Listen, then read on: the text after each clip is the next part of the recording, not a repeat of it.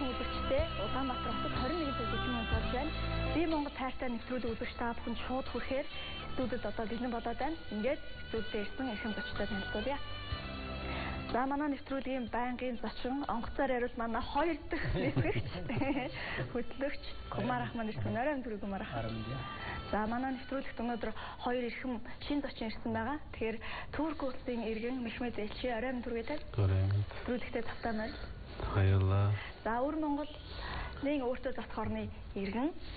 За манай Хөгжил Баатар манай нэвтрүүлгийн өнөөдрийн шин зочноор ирсэн байгаа. Танаас оройн төргийн нэвтрүүлэгтээ тавтаамаар.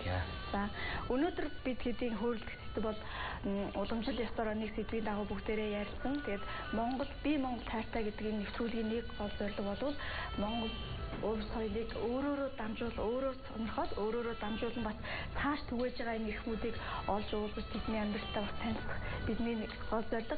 Яг энэ зорилгоор бид Монгол дуунд дурлаж Монгол дууг дуулж ингэж сонирхож байгаа ийм 2 эрхмийг Гумар Ахмадээр ярилцахаар өнөөдөр өргөсөн байгаа. Ингээд өнөөдөр бидний ярилцах сэдв бол Монгол дууны талаар ярилцсан. Тэгээд нэвтрүүлгийнхаа яг энэ сэдвийн ярилцлага эхлэхээс өмнө та хоёр маань одоо Монголд ирээд хэр удаж байгаа вэ? Ямар ажил эрхтүүлээ танаас эхэлдэг? Би чинь Монгол ирээд айгүй үзсэн 12 жил болж байна.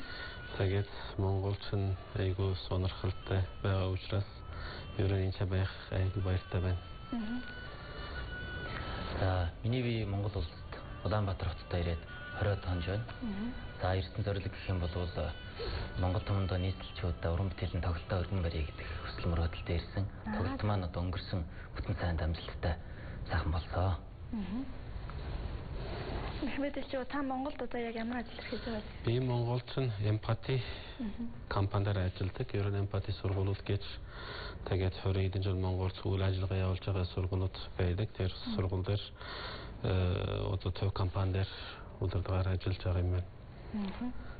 За аль нутгийн хүн билээ манай Хөгжил Баатарт өвөр Монголын яг өвөр Монголын Шилэнгол аймгийн Сонид зүүн хшууны Тархан улсын Баян Дэнж багын угуул. Манай нутагч одоо Дорногов аймгийн Эрдэнэ сумны яг цаахан байдаг. Би чинь одоо говийн хүн шүү дээ. Тийм болохоор Монголтой ер нь их ойрхон болохоор Монголтой их ойрхон. Тий одоо нөгөө замын өвд хийл гэж ярьдаг да. Эрээн гэж цаана одоо манай улс хийл байдаг.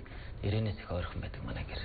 Тийм учраас ингээд аялал хүртэл ер нь ялагдахгүй байж. Тий манай нутгийн чи ер нь иймэрхүү яриа штэ.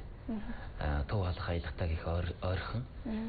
Шилэнгол аймагта тэгээд Шилэнгол аймагт авах сунд яснууд бол ер нь бол төв халах аялалтаа их ойрхон. Ер нь бол одоо адилхан монголчууд байгаа тийм ээ. Сайхан яриа шүү дээ. За Монгол дуу гэдэг сэдэв байна. Монгол дуу ер нь ямар төрлийн дууг сонирхон сонсдог вэ? Би чинь ерөнхийдөө зохиол дуу айгүй их сонирхдаг. Зохиолын дуу. Ялангуяа Жавхланыг бас их сонсдог.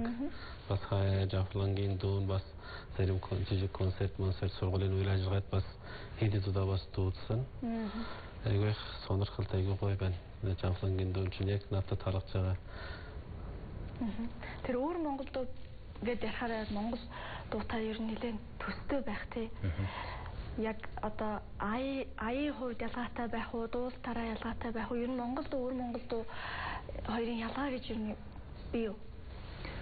Газар нутгийн одоо онцлогоосоо болоод Монгол ардын уртын дуу ч юм уу Монгол ардын богино дуу одоо энэ нутагт ингэж дуулагдана. Одоо тэр нутагт тэгж дуулагдана. Одоо тийм ховлуур байдаг л да. Ховлуур байна гэснээс ч тийм яг одоо адилхан монголчууд байна. Яг одоо өөр улсын дуу шиг тийм их ялгаа бол байхгүй. Яг уу газар нутгийн ховлуур бол байна л да. Тэгээд зохиолын дууны хувьд бол одоо тухайн газрын уран бүтээлчийн бас газар нутаг төрж гарсан нутаг уснаас нь шалтгаалдаг байх, бас сэтгэлээс болдог байх тийм ээ. Бас аялгауны хувьд бол одоо Монголын уран бүтээлчийн одоо аялгау маш гоё байна. Өвөр Монголын уран бүтээлчийн аялгау бас одоо өөрийн нутгийн онцлог байдаг. Гумар ах та ер нь Монгол дуунаас ямар хамтлаг дууч вэ? Эсвэл уртын дуу юу, богино дуу юу, ардын дуу юу? Ямар дуу вэ? Би одоо мэргэжлийн хүн шиг нэг олон төрлүүдийг бол нэрлэж чадахгүй. Тэгтээ яг зүгээр энгийн сонсогч хүний хувьд бол маш олон одоо монголчууд бол ер нь бол төрөлхийн оюустай хүмүүс шүү дээ. Хоолоогоор баг чука урдлага одоо гоё дуулж магадгүй шүү. Тэгэлэр миний хувьд бол маш олон байна тийм ээ. Одоо Норвенцгаагаас эхлээд тийм ээ. Тэгээд одоо байгаа хүмүүсээ дундаас ярих юм бол Харангил хавгаах байна, чугаах байна. Тэгээд хурд хамтлаг байна. Никтон тэгээд маш олон авьяаслаг тэгээд тийм хүмүүс байна. Би сонсох дуртай. Тэгээд би бас сая одоо би хэдүүлээ нэг зүйлийг хэлэх өмнө ярьж ирсэн шүү дээ. Одоо хөгжим бол яг өнөөгөө цагт бол энэ бас нийгэм жоохон тиймэрхүү байгаа. Улс орны байдлууд маш олон газар хэцүү байгаа. Тэгтээ ганц одоо холбож өгч чадж байгаа юм бол одоо урлаг л байгаа шүү дээ. Хүмүүсийг одоо би зүгээр өөрийнхөө тэр хавьяас жишээ авах юм бол одоо энэ Пакистан бол мөнхийн одоо хоорондоо жоохон тааруухан байдаг хоёр улс шүү дээ. Тэгсэн мөртлөөс одоо энтиг одоо киногоо бол одоо Пакистанд үздэг хүн гэж байхгүй. Бараг өөрийнхөө киноноос илүү тэнд үзэгчтэй байдаг. Мөн тэдний одоо дуучид нөгөө одоо урлагийн тэр хүмүүс болохоор энтэгт эренгүүд их амжилт хүрдэг.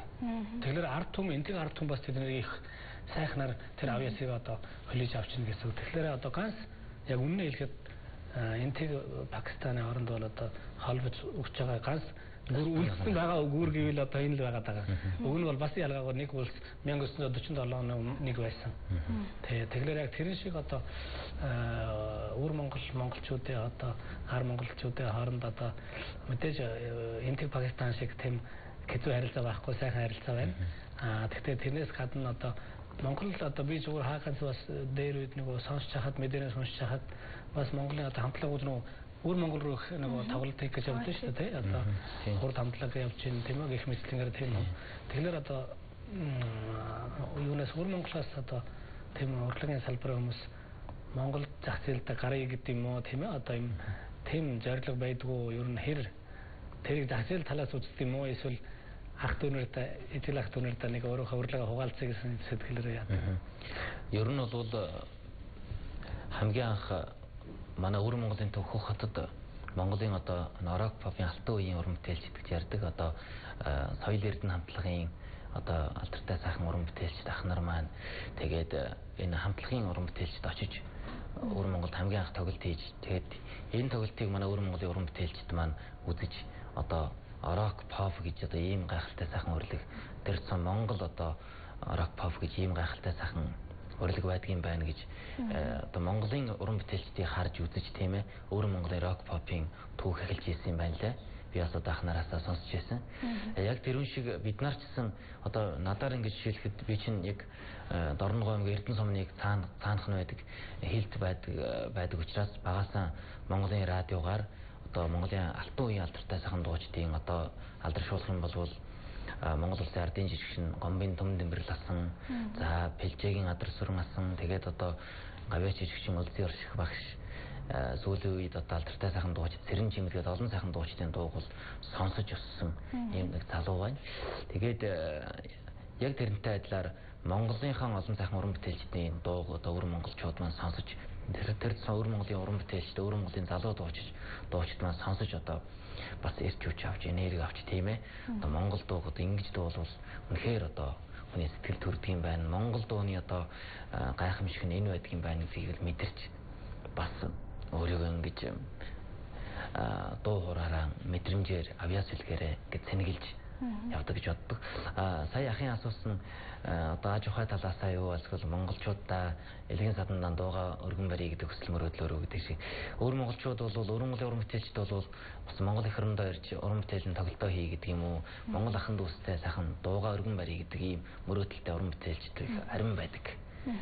Ер нь бол одоо элгийн садан ахын дүүстэйгээ бас сайхан дуу хуураараа холбогдъё тийм ээ ийм одоо сэтгэлээр л ирдэг байх гэж бодож байна. Та тоглолтоо хийсэн 7 хоногийн өмнө те хэр ихэн үзэгч үзүү ер нь монголчуудыг одоо өвөр Монголд хүлээж авч байгаа шиг те тийм үзэгчд өвөр Монголын одоо уран бүтээлчдийг яг ямар сэтгэлээр хүлээж авч байна ер нь хэр их таны уран бүтээл хүрч чадж байна гэж Монголын үйлдвэрчний эвлэлийн соёлын төв ордон бол миний тоглолт болсон. Тоглолтыг маань 800 гараа одоо Монгол ахын дүүс нь хүлээн авч үзсэн.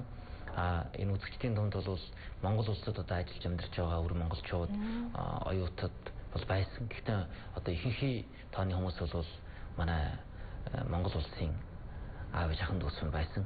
Маш гоё хүлээж авсан. Ер нь одоо Монгол улсын урлаг бол манай өвөр Монголоос бол маш одоо илүү хөгжсөн гэж ярьдаг. Энийг бол олон хүмүүс ярьд юм байна лээ. Тэгэхээр бид нар бас одоо их зүйлийг Монголынхаа уран бүтээлчдээс сурахыг бол хичээдгээ. Тэгээ ер нь Монголын маань одоо үзэгчд гэсэн алга ташилтны хүртэл цаанаа нэг ондоо гэд нэг дуулж ороод ингээ ясалж яхад бол тэр алга ташилт бол үнэхээр гайхалтай. Тэр одоо маш ингээ энерги ингээ өөдөөс ирж байгаа юм чинь. Тэгээд маш гоё хүлээж авсан дуунуудыг маань их гоё хүлээж авч байна. Сайхан дуу болж хийж урам өгч байна. Ер нь бол эрч хүч дүүрэн байсан. Тэгээ Монгол дуугийн ярихаар яалтч аргагүй уртын дууны талаар ярмаар санагддаг л да. Угаасаа ер нь монголчууд ч биш гадаадын иргэд ч гэсэн монгол дуунаас хамгийн түрүүж уртын дууг л ер нь их гайхан сонирхон хүлээж авдаг баг. Би одоо жишээ нь энд тэнд явахдаа уртын дуу сонсохдоо утсан дээр ингээл сонсоод явдгийн. Тэгэхээр та бүгд би монгол хүн болохоор надад уртын дуу тийм гайхамшигтай сонсогдоод бүр ингээл нэг сэтгэл тавираад явдаг юм уу? Эсвэл монгол уртын дууны ер нь онцлогийг та бүгд юу гэж боддог вэ? Ямар сэтгэл төрдөг вэ? Ихэнх хүн бол тал нутаг санагддаг л гэдэг. Гэхдээ яг мэдрэмж нь юу мэдрэгддэг бол гомар хаа. За миний хувьд бол би өөрөө бас нэг хэсэг хугацаанд нэг зөөлчний бааз дээр ажиллаж байсан байхгүй. Тэгсэн чинь тэнд нөгөө Японууд тэгээд Германууд нөгөө жуулчид ирсэн байсан.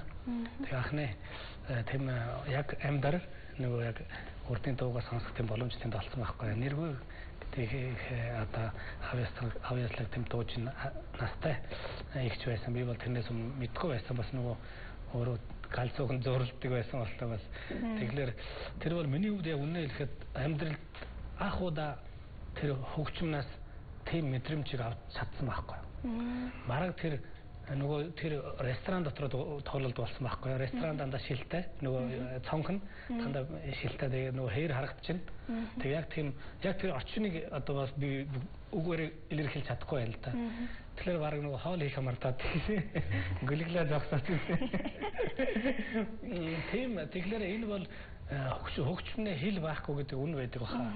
Тэгээд яг би бас одоо нэг миний сонссон юм байгаа монголчууд ярьдیں۔ Одоо Норвегийн тухай тоглолт тэгээд Монгол руу босчихсон чи хосолд гаргаад явна. Дахиад буцаад одоо та дахиад нэг тоглолт хийгээч гэж хосолд гаргаж ирсэн гэдэг чи гадаад хүмүүс л байгаа шүү дээ.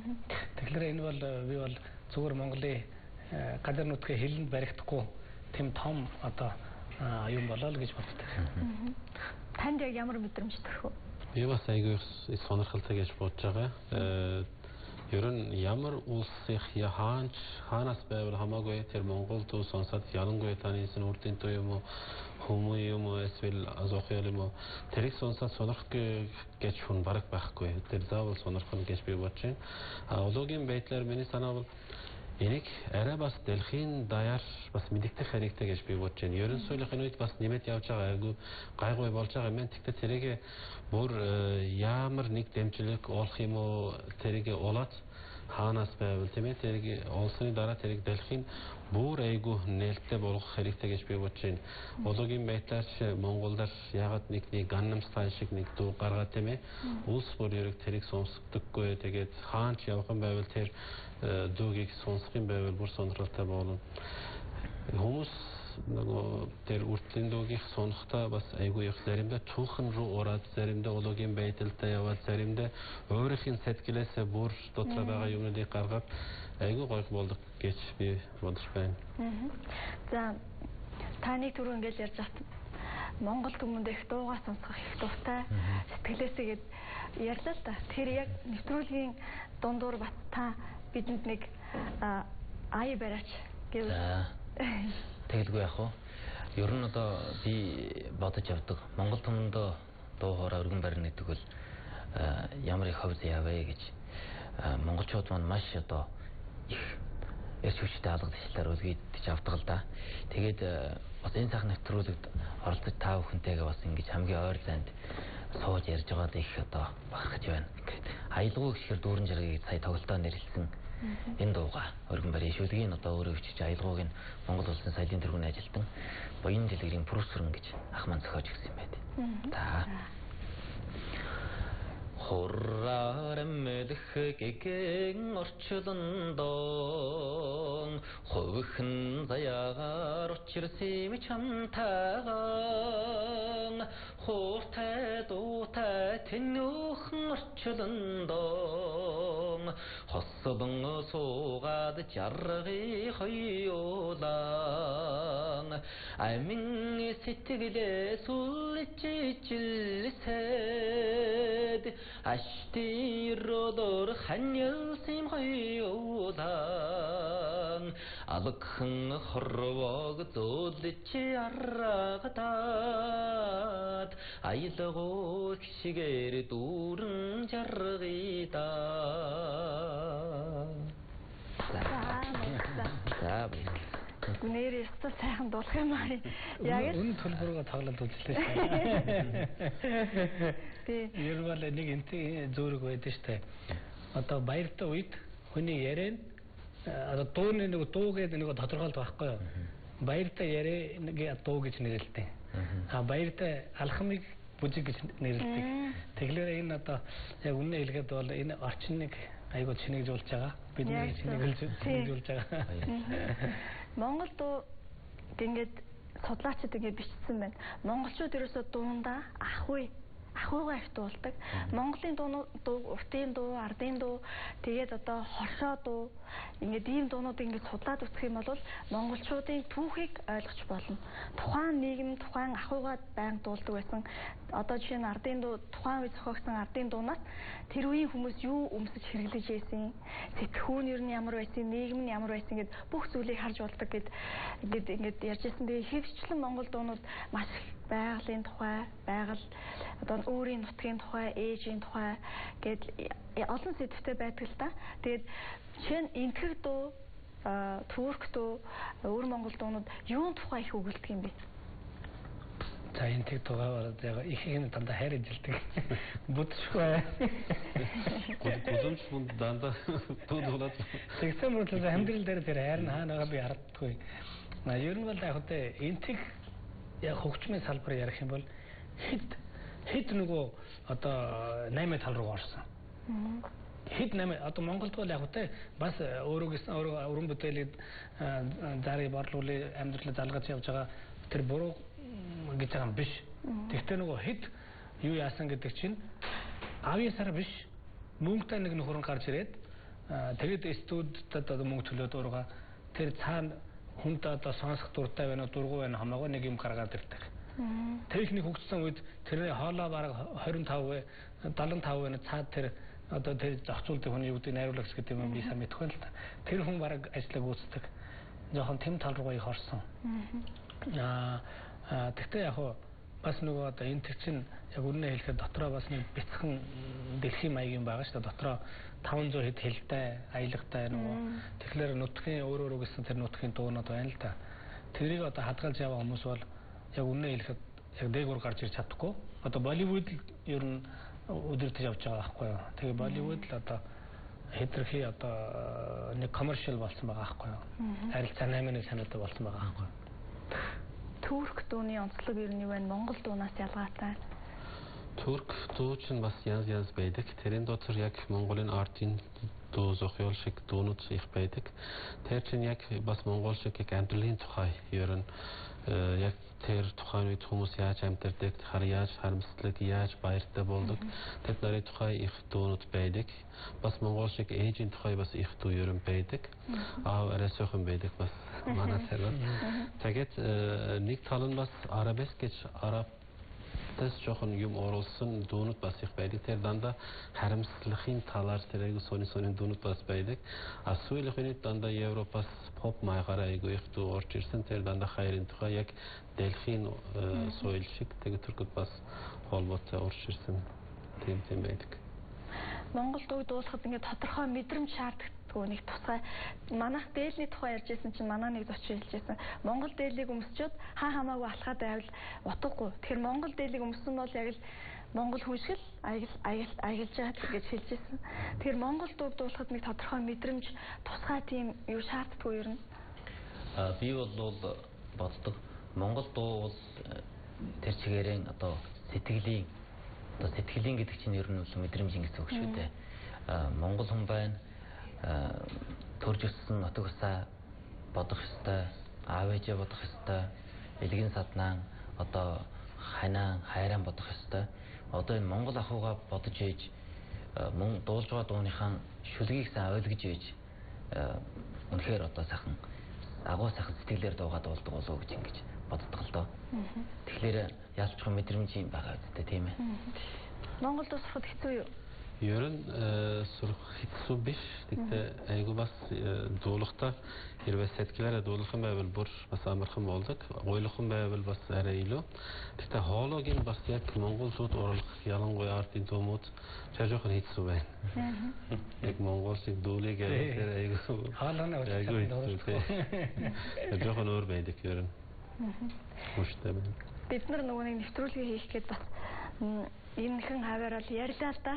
Нэвтрүүлгээ шиг багаар. Тэгээд ярьж чад турк дууг дуулуулад үзээлдээ. Турк үзний дуу ямар байдгийг болоо гэд намайг хэлээд өгөөч гээд байгаа.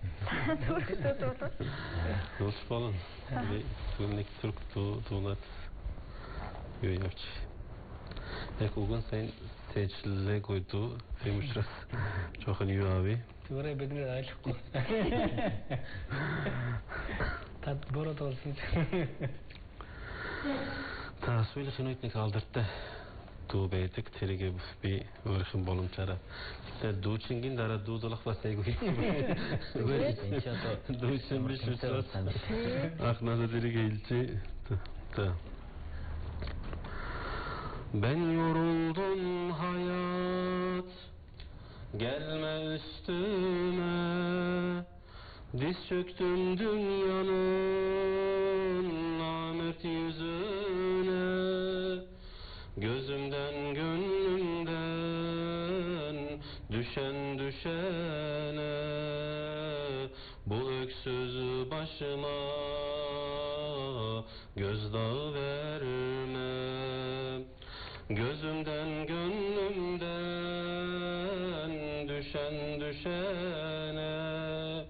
Bu öksüz başıma gözdağı verme. Ben yanıldım hayat, vurma yüzüme. Yol verdim sevdanın en delisine. O yüzden ömrümden giden gidene. Şu yalnız başımı eğdirme benim. O yüzden ömrümden giden gidene. Şu yalnız başımı eğdirme benim. Ben pişmanım hayat, sorguya çekme.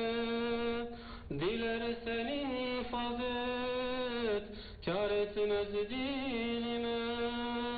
Sözlerim ağırdır, dokunur kalbe. Şu suskun ağzını açtırma benim. Sözlerim ağırdır, dokunur kalbe. Şu suskun ağzını açtırma benim. За баярлалаа. Яг ингэ сонсохоор нэг жоохон араб ингээд нэг араб хим одоо юу гэх юм те. Ер нь артын дуу байгаараа гэж явдаг тий. Тийм хэрнээ Монгол дуутай төтөч юм шиг юм нуглаанууд нь те. Маш гоё аялгуутай. Тань тэгээд яг ийм төтөө болохоор Монгол дуу дуулахад бас энэ та бас дуулдаг гэж түрүүнээс хэлсэн. Тэгээд бас хэрвээ сонирхын байвал дуулж болон бас нэг тэгээд за тэгвэл бас жавхлангийн сая хэлсэн жавхлан гэж нэг алсад суугаа ээж гэж тэрийг нэг жоохон дуулаад үзье.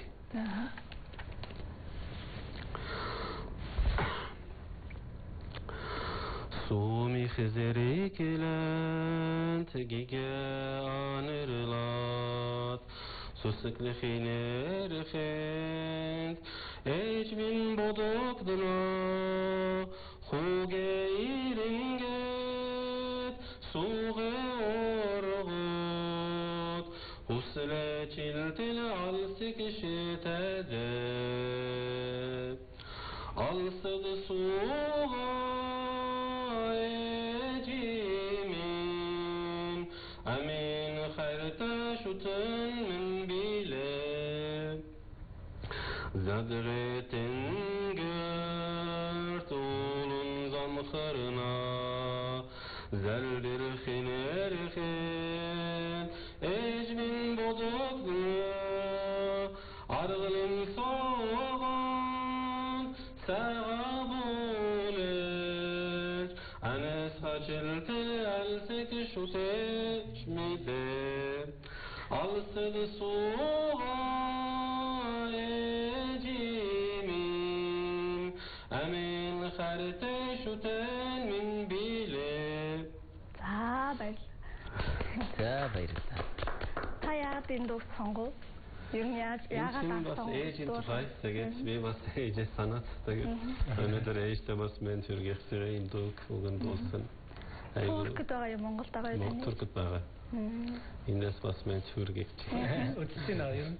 Эндээс бас бахаа дараа нь явуулаад үзэн.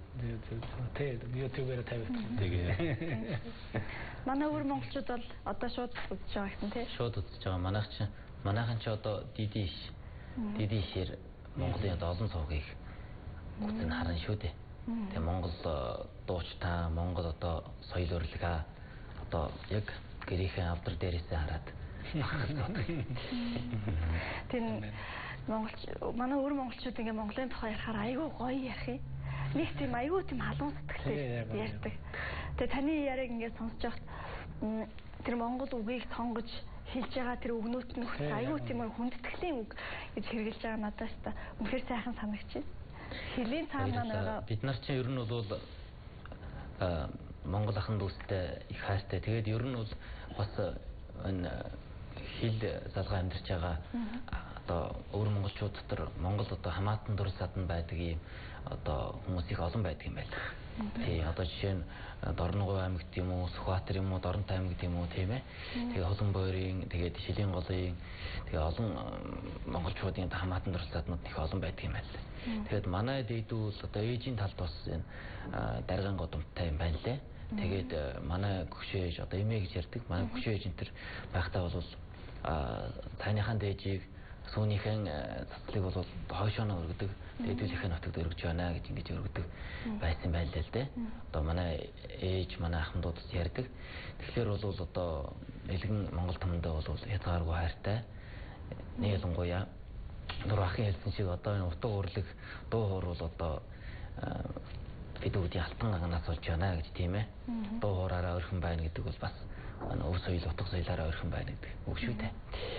Монголчуудын ер нь бүгд дуулдаг л гэж ярьдаг. Бүгд дуучин л гэдэг.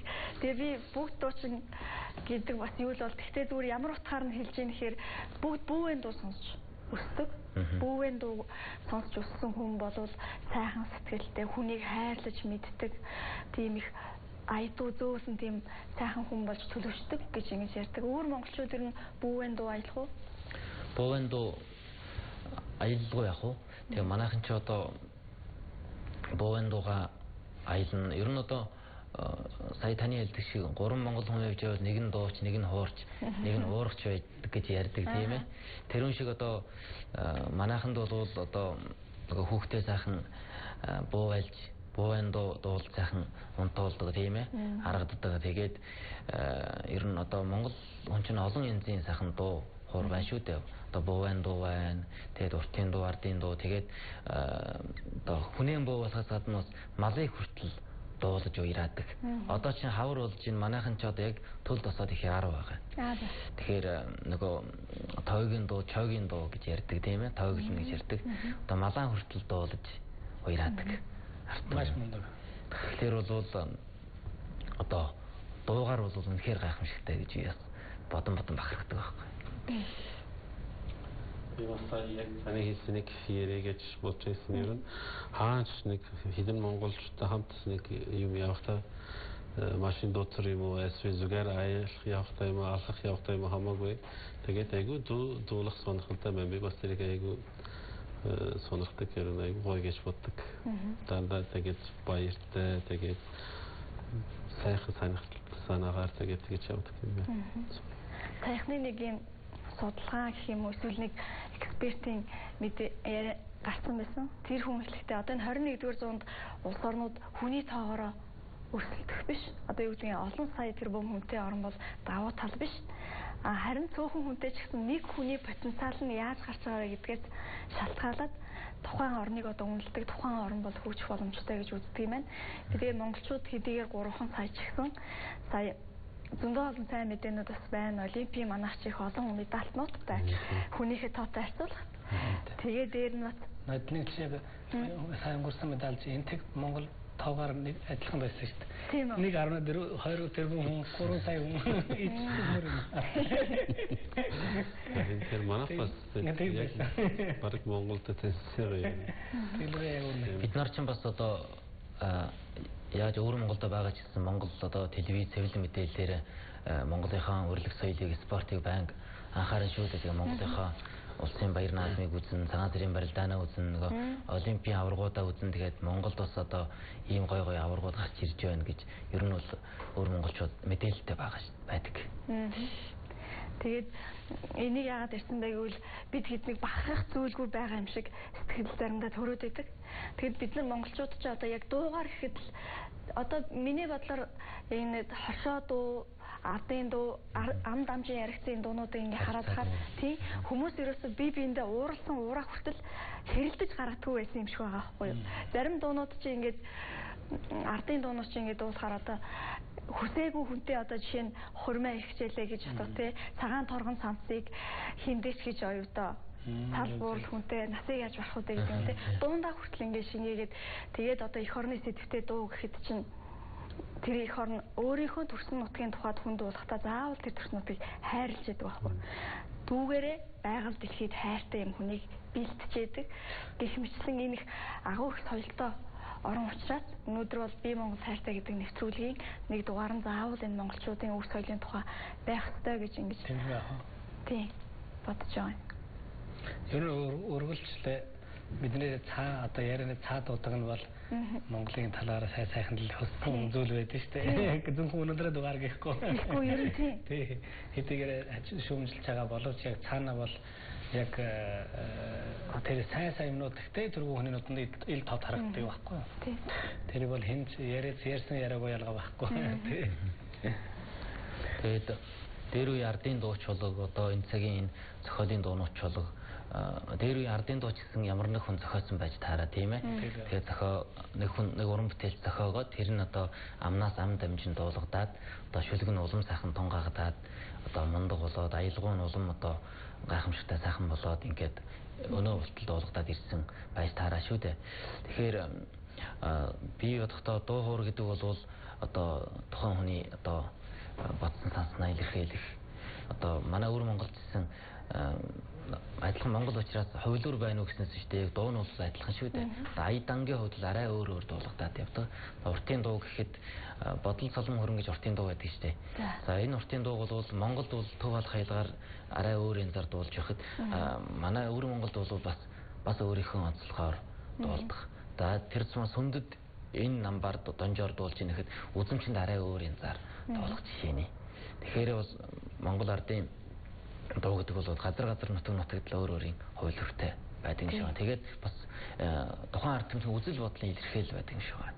Тэгээ алгахын цэцгсээ битгий туслаарэ гэж бас миний нэг дуулга дуу байдаг. Энэ дуу одоо гараад мэдлээд 20 жил болж байгаа юм байна лээ. 20 жилийн өмнө зохиож ирсэн. Манай Эрдэнэ тогтог гэж өвөр Монголын алдартай яруу найрагч чөлгөний нэгжиж баяраа гэж одоо алдартай дууч аян зохиосон. Энэ дууны санаа авах болвол одоо байгаль дэлхийг хайрлаач ээ.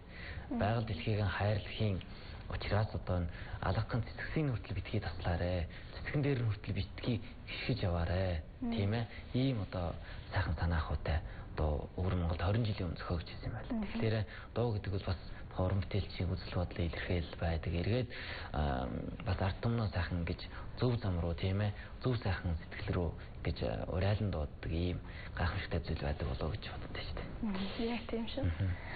Тэгээд манай нэвтрүүлэгт өмнө бас өвөр Монголын иргэн бат оролцож байсан. Тэгээд яг энэ тухайн нэвтрүүлгийг бол манай өвөр Монголын ах トゥ ус маань бас бүгдээр их үзсэн.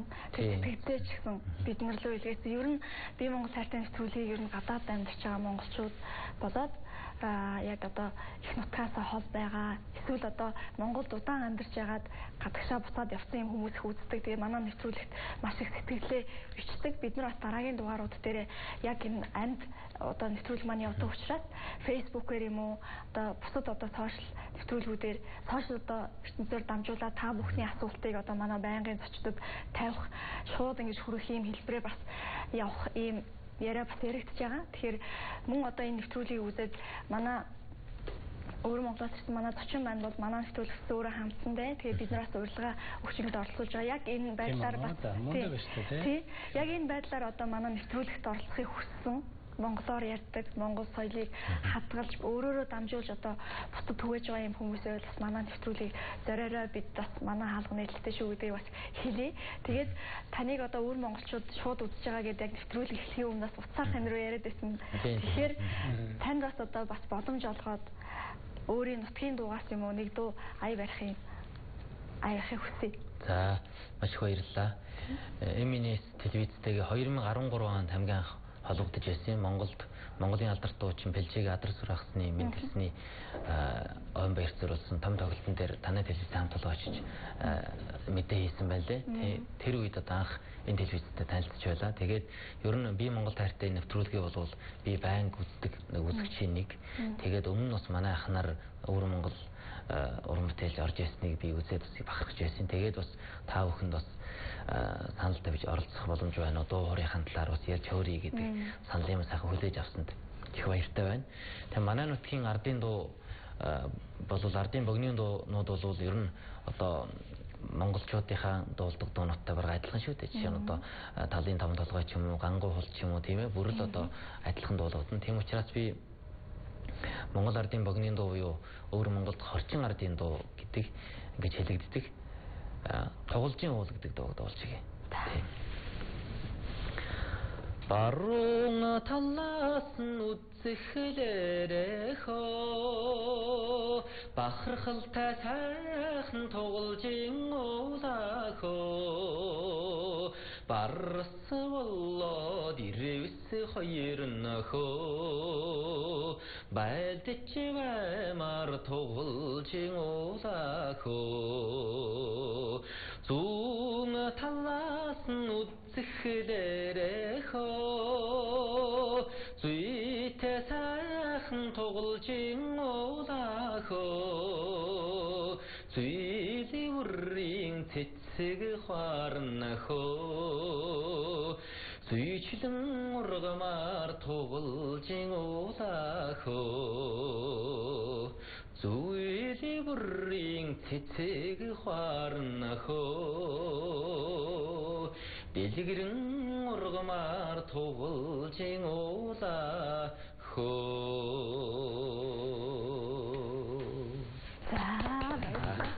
Энэ тоглолжийн уул гэдэг дуу маань өөр Монголын хорчин нутагт байдаг. Уулын багтан дуулсан одоо адилхан Монгол хүний одоо нутгаан хайрлах сэтгэлгээ шингэсэн ийм сайхан дуу юм байлаа. Монгол хүн болвол одоо тэрж багтахгүй нутгаан сэтгэл зүрхэндээ дандаа хийж явдаг. Одоо би бас Монгол орондоо явж байна гэж бахархаж байна. Монгол улстай байгаа ч бас өөрийнхөө нутгийг бас санаж байгаа. Тийм учраас Монгол хүн бол одоо нутаг амьтаа гэдэг нь бол сайхан юм да.